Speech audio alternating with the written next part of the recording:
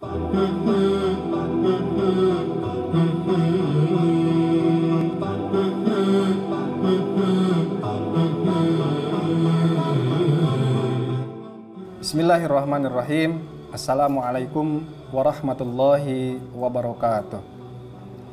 Anak-anakku sekalian, para peserta didik kelas 11, alhamdulillah kita masih bisa berjumpa kembali dan kita berdoa kepada Allah Subhanahu wa taala, mudah-mudahan kita semua dan juga orang-orang terdekat kita masih diberikan perlindungan oleh Allah Subhanahu wa taala. Dan juga kita doakan saudara-saudara kita yang sekarang ditimpa musibah, baik musibah gempa bumi, longsor, banjir, mudah-mudahan mereka semua diberikan kesabaran oleh Allah Subhanahu wa taala.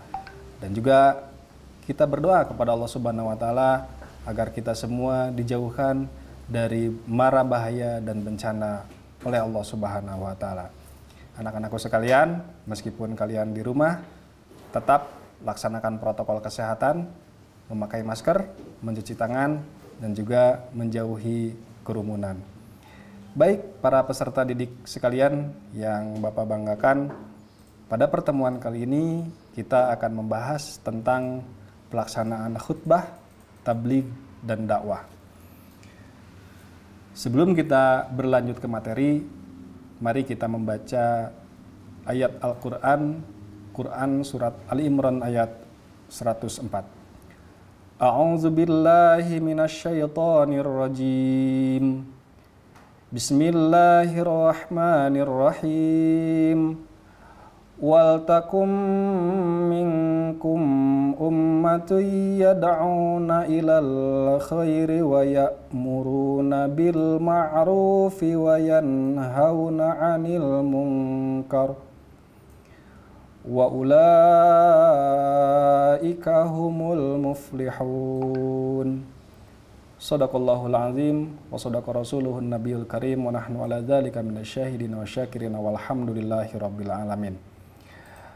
Para peserta didik yang Bapak banggakan, selaku umat Islam, kita diberikan kewajiban oleh Allah Subhanahu wa taala dan juga kita diberikan predikat oleh Allah Subhanahu wa taala sebagai khairu ummah atau sebaik-baiknya umat.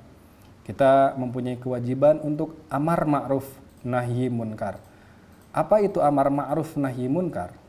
Amar ma'ruf itu artinya mengajak orang untuk berbuat kebaikan, nahi munkar mencegah orang untuk berbuat kejahatan. Bagaimana cara melaksanakan amar ma'ruf nahi munkar tersebut? Rasulullah Shallallahu alaihi wasallam memberikan pelajaran bagi kita, memberikan contoh bagi kita bagaimana melaksanakan amar ma'ruf nahi munkar. Ada 3 cara yang diajarkan oleh Rasulullah SAW dalam pelaksanaan amar ma'ruf nahi munkar. Yang pertama dengan cara khutbah, yang kedua dengan cara tabligh, dan yang ketiga dengan cara dakwah. Tentu kalian bertanya-tanya, apa perbedaan antara khutbah, tabligh, dan dakwah? Sebelum kita melangkah kepada perbedaan, kita samakan dulu bahwa khutbah, tabligh, dan dakwah pada prinsipnya itu merupakan cara yang diajarkan oleh Rasulullah SAW dalam melaksanakan amar ma'ruf nahi munkar atau mengajak orang untuk berbuat kebaikan dan mencegah orang untuk berbuat kejahatan. Baik, kita akan bahas satu-satu apa itu khutbah, apa itu tabligh, dan apa itu dakwah. Kalian semua harus menguasai dulu peta konsep pada materi kali ini. Yang pertama, memahami dalil perintah khutbah, tabligh, dan dakwah di masyarakat. Yang kedua, memahami ketentuan khutbah, tabligh, dan dakwah di masyarakat yang pada akhirnya kita bisa hidup sesuai dengan perintah Allah Subhanahu wa taala dalam melaksanakan khutbah, tabligh, dan dakwah. Kita akan bahas satu-satu apa itu khutbah, tabligh, dan dakwah. Yang pertama kita akan membahas dulu tentang khutbah. Khutbah berasal dari kata bahasa Arab khotobah yakhtubu khutbatan. Secara bahasa, khutbah itu artinya berbicara. Sedangkan secara istilah artinya mengajak kepada sejumlah orang untuk berbuat kebaikan dengan rukun, syarat, serta waktu yang sudah ditentukan. Seperti khutbah Jumat, khutbah Idul Fitri, khutbah Idul Adha, khutbah meminta hujan atau sholat istisqa, khutbah 2 gerhana, kusuf dan khusuf, khutbah wukuf, dan khutbah nikah. Itu semuanya waktunya sudah ditentukan. Kemudian yang kedua, tabligh. Tabligh berasal dari kata bahasa Arab, balagha yuballighu tablighan. Secara bahasa, tabligh artinya menyampaikan. Sedangkan secara istilah, tabligh itu adalah menyampaikan ajaran-ajaran Allah secara lisan untuk mengajak sejumlah manusia berbuat kebaikan dan mencegah kepada kejahatan. Kemudian tentang dakwah. Dakwah juga berasal dari kata bahasa Arab, da'a yad'u da'watan. Secara bahasa artinya mengajak. Sedangkan secara istilah artinya dakwah itu mengajak kepada sejumlah manusia atau sejumlah orang, baik dilakukan secara lisan atau perbuatan dan juga tulisan, untuk mengajak kepada berbuat kebaikan dan mencegah kepada kejahatan. Dari 3 definisi tersebut, jelas terlihat perbedaan antara khutbah, tabligh, dan dakwah. Khutbah mengajak orang untuk berbuat kebaikan dan mencegah kejahatan dengan rukun syarat serta waktu yang sudah ditentukan. Tabligh mengajak sejumlah orang untuk berbuat kebaikan dan mencegah kepada kejahatan dengan cara lisan. Sedangkan dakwah mengajak kepada sejumlah orang untuk berbuat kebaikan dan mencegah kejahatan, akan tetapi tidak dibatasi waktu serta syarat serta cara dalam melakukan atau mengajak kepada kebaikan dan mencegah kejahatan. Bisa dilakukan secara lisan, bisa dilakukan juga secara perbuatan, dan juga bisa dilakukan juga secara tulisan. Kemudian dalil yang memerintahkan kita untuk amar ma'ruf nahi munkar itu tertera dalam Quran surat Ali Imran ayat 104 yang tadi sudah dibacakan di awal, dan yang kedua Quran surat Ali Imran ayat 110. Saya akan bacakan yang Quran surat Ali Imran ayat 110. A'udzubillahi minasyaitonirrajim. Bismillahirrahmanirrahim. Kuntum khaira ummatin ukhrijat linnasi ta'muruna bil ma'ruf wa tanhauna 'anil munkar wa tu'minuna billah. Kuntum khaira ummatin, itu yang tadi saya sebutkan bahwa kita mempunyai atau mendapatkan predikat khaira ummah atau the best people, sebaik-baiknya umat, ukhrijat linnasi, yang diutus untuk manusia. Fungsinya untuk apa? Ta'muruna bil ma'ruf, amar ma'ruf. Ta'muruna untuk mengajak manusia bil ma'rufi kepada kebaikan, melaksanakan kebaikan. Wa tanhauna 'anil munkar, dan mencegah manusia untuk berbuat kejahatan. Ayat Ali Imran ayat 110 itu jelas mewajibkan kepada seluruh umat Islam dan juga kalian sebagai seorang pelajar untuk amar ma'ruf nahi munkar. Bisa dengan cara khutbah, bisa dengan cara tabligh, dan juga bisa dengan cara berdakwah. Kemudian metode dakwah. Kita ketahui bersama bahwa Rasulullah SAW diutus oleh Allah Subhanahu wa taala untuk menyebarkan agama Islam dalam jangka waktu 22 tahun, 2 bulan dan 22 hari. Dalam waktu yang singkat tersebut, Rasulullah SAW berhasil menyebarkan Islam ke seluruh dunia. Apakah Rasulullah menyebarkan Islam dengan cara perang? Apakah Rasulullah SAW menyebarkan Islam dengan memakai pedang seperti yang digambarkan oleh orang-orang yang membenci Islam? Jawabannya tidak. Tercantum dalam Quran surat An-Nahl ayat 125. Rasulullah SAW diajarkan oleh Allah Subhanahu wa taala bagaimana cara menyebarkan Islam secara efektif, bagaimana menyebarkan Islam secara baik. Itu diajarkan oleh Rasulullah SAW dalam Quran surat An-Nahl ayat 125. Yang bunyinya, A'udzubillahi minasyaitonirrajim. Ud'u ila sabili rabbika bil hikmati wal mau'izatil hasanati wajadilhum billati hiya ahsan. Ud'u, ajaklah olehmu Muhammad, tentu berdakwahlah, ajaklah kepada ajaran Allah Subhanahu wa taala dengan cara apa? Bil hikmati, dengan cara yang bijaksana. Hikmah di sini artinya Rasulullah SAW tahu siapa yang diajak berbicara. Apakah mereka dari golongan orang-orang kaya, Apakah mereka dari golongan orang-orang miskin? Tentu Rasulullah Shallallahu Alaihi Wasallam menggunakan gaya bahasa yang berbeda ketika berbicara dengan orang-orang pembesar, dengan berbicara dengan orang-orang yang biasa-biasa saja. Dan tentunya juga ini menjadi pengajaran bagi kita, menjadi pelajaran bagi kita.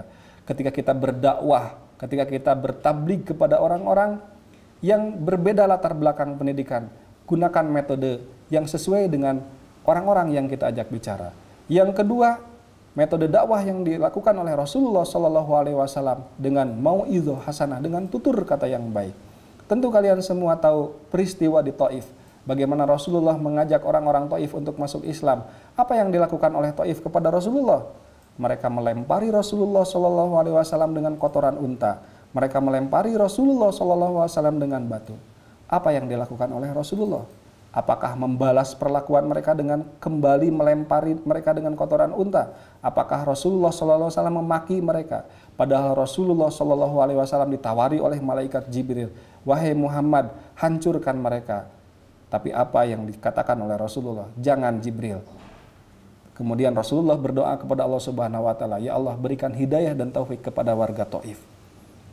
Dengan tutur kata yang baik, setelah peristiwa Futuh Mekah, warga Taif terkesan, warga Taif terkejut dengan perlakuan Nabi Muhammad SAW kepada warganya. Dan pada akhirnya warga Taif berbondong-bondong memasuki agama Islam. Kemudian yang ketiga, apabila diperlukan untuk diskusi, maka wajadilhum billati hiya ahsan, maka diskusilah dengan cara yang baik. Ini 3 metode yang dilakukan oleh Rasulullah SAW. Ketiga metode ini sangat relevan apabila kita terapkan pada saat-saat sekarang ini. Kemudian, ketentuan khutbah, dakwah, dan tabligh seperti yang tadi disebutkan. Di dalam melaksanakan khutbah, kita tidak boleh lepas dari rukun syarat yang sudah digariskan oleh Rasulullah SAW. Rukun khutbah yang pertama yaitu membaca hamdalah. Tentu yang laki-laki pasti sering mendengar dalam pelaksanaan khutbah Jumat yang dibacakan oleh khatib yang pertama itu bisa innal hamdalillah atau alhamdulillahirabbil alamin. Itu tidak sembarangan. Itu merupakan rukun khutbah yang wajib dibaca pada khutbah pertama dan khutbah yang kedua. Rukun selanjutnya yaitu membaca 2 kalimat syahadat. Asyhadu alla ilaha illallah wa asyhadu anna Muhammadar Rasulullah. Ini juga sering dibaca, pasti dibaca oleh khatib di saat khutbah pertama dan khutbah yang kedua. Kemudian rukun khutbah selanjutnya membaca sholawat kepada Nabi Muhammad SAW. Jadi yang pertama membaca hamdalah, alhamdulillahirabbil alamin, asyhadu alla ilaha illallah wa asyhadu anna Muhammadar Rasulullah. Kemudian Allahumma sholli ala Muhammad atau Allahumma sholli ala sayyidina Muhammad wa ala ali Muhammad atau wa ala ali sayyidina Muhammad. Di khutbah yang pertama, khutbah yang kedua itu wajib ada. Kemudian rukun yang selanjutnya berwasiat atau memberi nasihat tentang takwa. Saya yakin kalian pasti mendengar di dalam pelaksanaan khutbah, baik itu khutbah pertama, khutbah kedua, kalian pasti mendengar khatib selalu berbicara seperti ini. Khatib berwasiat khusus untuk diri khatib pribadi dan umumnya kepada para jemaah sekalian, mari kita tingkatkan ketakwaan, atau dalam bahasa Arab, usikum wa nafsi bitaqwallah, atau ya ayyuhallazina amanu taqullaha haqqa tuqatih wa la tamutunna illa wa antum muslimun. Itu bukan asal membaca, itu merupakan rukun khutbah yang harus ada di khutbah pertama dan juga khutbah kedua. Kemudian rukun selanjutnya membaca salah satu ayat Al-Quran pada salah satu dari 2 khutbah. Dan rukun khutbah yang terakhir berdoa pada khutbah kedua untuk kaum muslimin agar memperoleh ampunan dosa dan rahmat dari Allah Subhanahu wa taala. Sering kita dengar atau pasti kita dengar khatib pada akhir khutbahnya selalu berdoa, Allahumma gfir lil mu'minina wal mu'minat wal muslimina wal muslimat al ahya'i minhum wal amwat innaka sami'un qaribum mujibud da'wat. Itu sering dibaca oleh khatib di akhir khutbah kedua karena merupakan salah satu dari rukun khutbah yang harus ada. Kemudian selanjutnya, ketentuan khutbah dakwah dan tabligh berlanjut kepada syarat-syarat khutbah.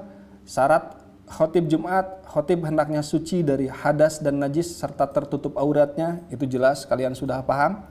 Yang kedua, khutbah dilaksanakan setelah matahari tergelincir atau sudah masuk waktu zuhur, artinya sebelum waktu zuhur itu belum dikatakan khutbah. Kemudian yang ketiga, ketika khutbah hendaknya khotib berdiri jika mampu. Jika tidak mampu dan juga tidak ada pengganti dari khotib yang lainnya, maka khotib bisa duduk apabila tidak mampu untuk berdiri. Kemudian syarat yang selanjutnya, khotib hendaknya duduk di antara dua khutbah. Sering juga kita lihat khotib ada jeda antara khutbah pertama dan khutbah kedua, khotib duduk, kemudian kita disunnahkan atau dianjurkan untuk membaca surat Al-Ikhlas dan juga membaca sholawat kepada Nabi Muhammad SAW. Selanjutnya, khutbah diucapkan dengan suara yang jelas dan lantang. Dan juga yang terakhir, tertib dalam pembacaan rukun khutbah Jumat. Selanjutnya, perbedaan antara khutbah tabligh dan dakwah sudah tadi dibahas singkat tadi di awal, bahwa perbedaannya khutbah memiliki rukun, syarat serta waktu yang sudah ditentukan. Ada khutbah Jumat, ada khutbah Idul Fitri, Idul Adha, kusuf dan khusuf, khutbah istisqa atau meminta hujan, dan juga khutbah wukuf serta khutbah nikah. Sedangkan tabligh dan waktunya, tabligh dan dakwah itu tidak ada waktu yang ditentukan. Untuk orang yang melaksanakan khutbah, tabligh, dan dakwah, untuk khutbah wajib hukumnya laki-laki. Sedangkan untuk yang bertabligh dan berdakwah, itu tidak harus laki-laki. Maka sering kita mendengar istilah ada mubalighoh, ada juga istilah da'iyah. Mubalighoh itu artinya orang yang bertabligh tapi dia perempuan. Da'iyah itu adalah orang yang berdakwah tapi dia perempuan. Kemudian pada pelaksanaan tabligh, itu hanya dengan lisan saja. Sedangkan untuk dakwah itu tidak hanya dengan lisan saja. Kita bisa mengajak orang untuk berbuat kebaikan, bisa dengan lisan kita, bisa juga dengan tulisan kita, dan juga bisa dengan perbuatan kita. Contohnya, kita menyumbang kepada panti asuhan, kita memberikan sedekah kepada fakir miskin, itu juga merupakan bagian atau salah satu cara kita berdakwah.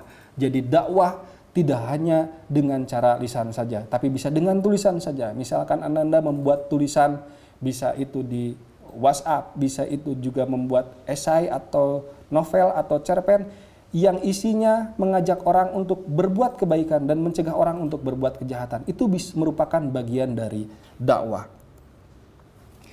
Terakhir, sebelum saya tutup pembahasan materi kali ini, mari kita semua sebagai umat Islam dan juga ananda sekalian sebagai seorang pelajar, kita lakukan kewajiban yang diperintahkan oleh Allah Subhanahu wa taala, yaitu amar ma'ruf nahi munkar.